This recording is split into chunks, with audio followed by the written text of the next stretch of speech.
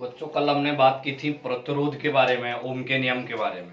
तो प्रतिरोध के बारे में आप लोगों को यह बताया गया था कि प्रतिरोध जो होता है किसी भी पदार्थ की एक ऐसी विशेषता होती है जो विद्युत धारा के प्रवाह का विरोध करती है। मतलब कोई भी पदार्थ हो सकता है, चाहे चालक, कुचालक, हम अर्धचालक, बहुत सारी चीजों के बारे में इस चीज को पढ़ते हैं। तो हर चीज के अंदर प्रतिरोध होता है, मतलब हर चीज के अंदर एक ऐसी विशेषता होती है जो विद्युत धारा के प्रवाह का विरोध करती है। ठीक है, अब हम बात करते हैं प्रतिरोध को प्रभावित करने वाले कारक की। मतलब कुछ ऐसी चीजें होती हैं जो प्रतिरोध को, किसी भी चालक के प्रतिरोध को प्रभावित करती हैं। तो प्रतिरोध को प्रभावित करने वाले कारक के बारे में हम बात करते हैं। हम जो है मुख्यतः यहां पे दो तरीके की जो है कारक पढ़ेंगे और वो कारक हमें ये भी बताएंगे कि किस तरीके से उसको प्रभावित करते हैं। तो सबसे पहला है चालक की लंबाई। ठीक है,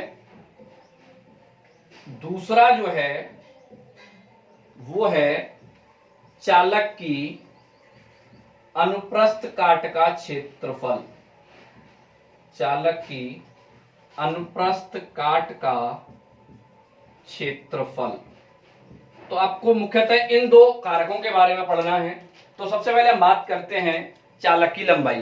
तो चालक की लंबाई जो होती है, चालक की लंबाई किस तरीके से उसको प्रभावित करेगी। तो चालक की लंबाई जो होती है, किसी चालक का प्रतिरोध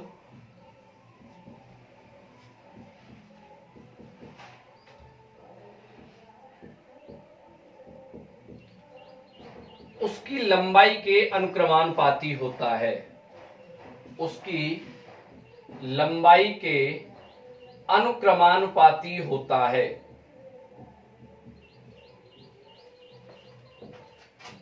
ठीक, मतलब जितना लंबा चालक होगा उसका प्रतिरोध उतना ही ज्यादा होगा। मतलब उसके अंदर विरोध करने की जो प्रवृत्ति है उसकी पदार्थ की, वो उतनी ही ज्यादा होगी। तो अगर हम लंबाई बढ़ाते हैं किसी भी चालक की तो प्रतिरोध बढ़ेगा, अगर हम लंबाई घटाते हैं तो प्रतिरोध भी घटेगा। उसके अनुक्रमानुपाती है। जैसे जैसे प्रतिरोध में बदलाव आएगा उसी हिसाब से उसकी लंबाई में भी बदलाव हुआ होगा। या अगर हम ये कहें कि जिस तरीके से उसकी लंबाई में बदलाव हो रहा है उसी तरीके से उसके प्रतिरोध में भी बदलाव होगा। तो यहां से जो हमें मिलेगा वो मिलेगा R directly proportional to L, R अनुक्रमानुपाती L। एक कंडीशन आपको ये मिलेगी। दूसरा, अगर हम देखें कि चालक की अनुप्रस्थ काट का क्षेत्रफल, इसके बारे में अगर हम बात करते हैं तो अनुप्रस्थ काट का जो क्षेत्रफल है, अगर इसके बारे में बात करते हैं तो चालक का प्रतिरोध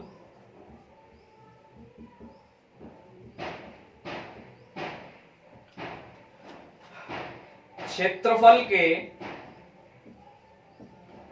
व्युत्क्रमानुपाती होता है। व्युत्क्रमानुपाती होता है। ठीक है, मतलब अगर हम किसी भी चालक का क्षेत्रफल बढ़ाते हैं, अनुप्रस्थ काट का क्षेत्रफल, जैसे मान लिया जाए कि इस तरीके से कोई तार रखा है तो उसको सामने पे जो हमें धातु का देखने को जो मिल रहा होगा वही होता है अनुप्रस्थ काट का क्षेत्रफल। ठीक है, जैसे मान लो ये कोई तार आ रहा है इधर से ऐसे करके, तो उसमें जो सामने जो देखने पर जो धातु का जो हिस्सा देखने को हमें मिलता है वो होता है अनुप्रस्थ काट का क्षेत्रफल। तो अनुप्रस्थ काट का क्षेत्रफल चालक के प्रतिरोध के व्युत्क्रमानुपाती होता है। मतलब अगर किसी भी चालक का अनुप्रस्थ काट का क्षेत्रफल कम है तो प्रतिरोध ज्यादा होगा, अगर क्षेत्रफल ज्यादा है तो प्रतिरोध कम होगा। यहां से हमें जो देखने को मिलेगा वो मिलेगा R directly proportional to 1/A। ये दोनों ही समीकरण R के लिए काम कर रहे हैं। जब हम इनको दोनों को एक जगह इकट्ठा कर देते हैं तो बन जाता है R directly proportional to L/A। मतलब लंबाई के तो अनुक्रमानुपाती हो गया, क्षेत्रफल के व्युत्क्रमानुपाती हो गया। जब इस अनुक्रमानुपाती चिन्ह को हटाया जाता है तो बन जाता है R बराबर ρL/A। मतलब यहां पर एक नियतांक लगाया जाता है, इसको कहते हैं रो।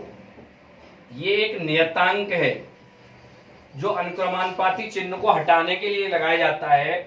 और इस नियतांक को एक और नया नाम दिया जाता है, उसको कहते हैं हम